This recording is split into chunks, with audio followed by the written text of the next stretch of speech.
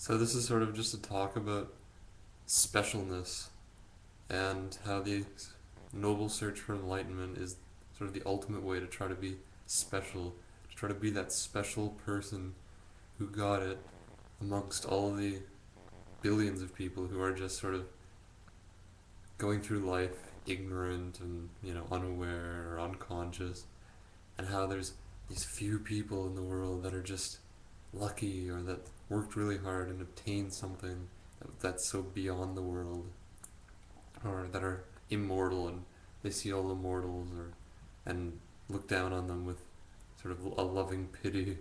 I think Jeff Foster spoke about that, how he felt that he was enlightened, and I can speak for that also, because at times I felt like or not but liberation has happened. Therefore, I can teach, or I should tell others about it. And it's subtle. So it's the sense that something special has happened here that hasn't happened for others, or that others are sort of out of the loop, but I'm sort of on the inside of the circle, and I can see the lost sheep, and it's up to me to round them up and give them the non-dual spiel, or whatever spirituality I'm into at the time, and just help them along on their path. And it becomes very it's egomania, because it implies that there's someone here that can help someone else out there. It implies that there's an entity here and an entity there, one of whom has something, one of whom could have something, or has lost something.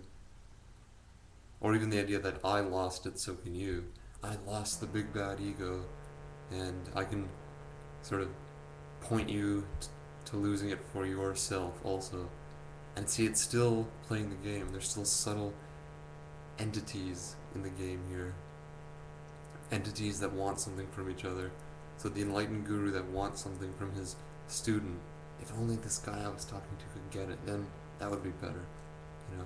So the guru is actually living in a sense of lack. He's living in the lack of my students don't quite get it yet, and that's why I feel kind of off, maybe, or I'm not quite happy.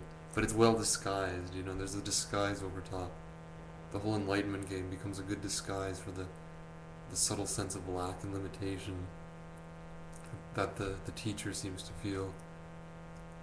And then, of course, when we come across messages that don't compromise and that are straight to the point and don't leave room for deviation, then that becomes more difficult in a sense, because the mind's games become exposed, and it feels it's very revealing.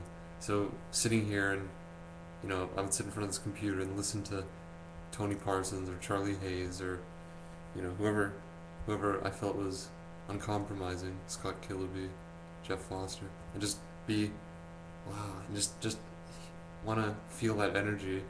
But then the mind, the sense of a separate self, there's a huge resistance that arose, because there's a knowing that this would be the annihilation of the seeker and the noble